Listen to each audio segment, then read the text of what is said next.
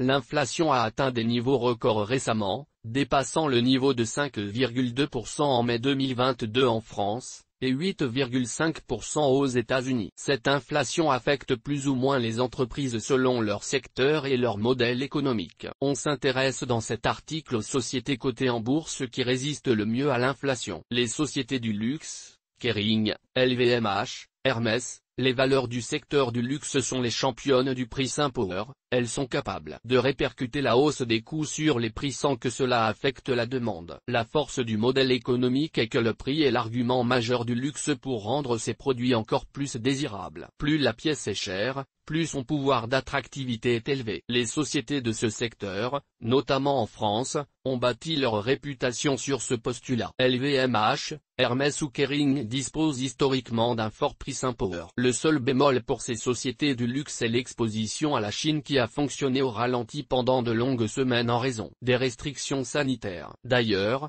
les performances boursières de l'action LVMH, moins 20%, l'action Kering, moins 29%, et l'action Hermès, moins 31%, depuis le début de l'année, témoignent de l'importance de l'économie chinoise pour ces entreprises. Les grands noms de la tech américaine, Apple, Amazon, Microsoft, les grandes entreprises de la tech comme Apple ou Microsoft disposent également d'un bon pricing power grâce à une demande qui reste constante et importante. C'est d'ailleurs aussi une partie de l'identité d'Apple qui a l'image d'une marque de luxe, disposant de consommateurs premium prêts à mettre la main au portefeuille pour s'offrir ses produits. Pourtant, l'action Apple a quand même chuté en bourse en perdant près de 700 milliards de dollars de capitalisation depuis son plus haut du 3 janvier dernier. Apple n'échappe pas au resserrement des taux d'intérêt de la Réserve fédérale américaine. En parallèle, même dans un environnement inflationniste, Amazon peut bénéficier de sa gamme de produits étendue, adaptée à tous les budgets, à la fois pour les clients à revenus élevés,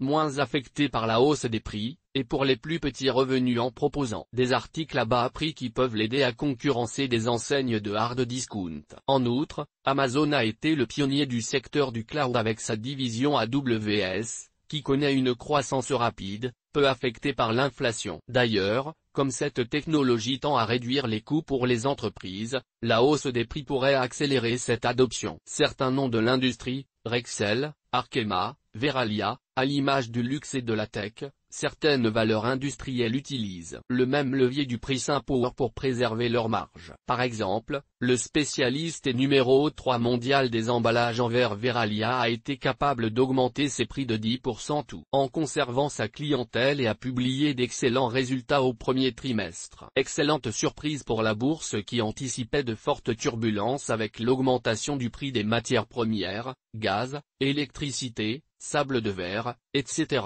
dont le groupe est très consommateur. Verallia avait perdu près de 40% de sa valeur depuis son plus haut historique le 26 octobre 2021 pour chuter à 19,30 €. Mais le titre Verallia reprend 12% le jour de la publication des résultats. Le verrier confirme une progression de son chiffre d'affaires supérieur à 10% en 2022, grâce à la forte hausse des volumes dans un marché porteur et la progression importante des prix de vente. On peut également citer Rexel qui, dans un marché de pénurie, parvient à augmenter ses prix et même ses ventes. Le spécialiste de la distribution de matériel électrique dans le bâtiment reporte une vive croissance au premier trimestre et grimpe en bourse, jusqu'à envisager une entrée au CAC 40. En effet, les ventes augmentent de 16% sur le premier trimestre, et la publication des résultats a été récompensée par un gain de 6% de l'action Rexel sur la séance en bourse. Rexel a bénéficié d'une solide demande sous-jacente liée à la volonté d'électrification. Elle est apparue comme une opportunité pour gérer les pénuries de produits et pour aider à reporter les augmentations des prix des fournisseurs,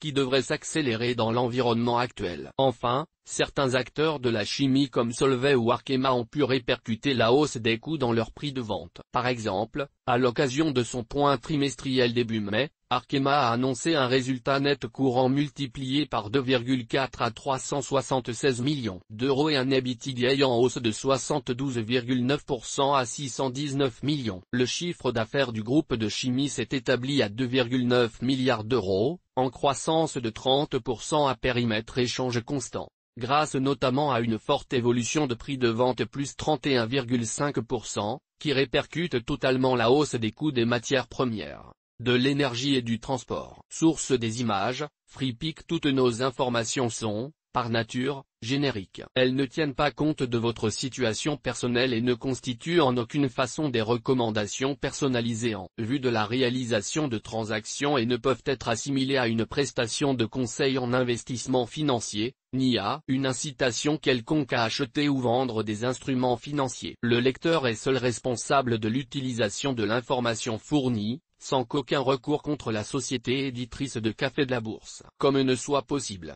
La responsabilité de la société éditrice de Café de la Bourse comme ne pourra en aucun cas être engagée en cas d'erreur, d'omission ou d'investissement inopportun.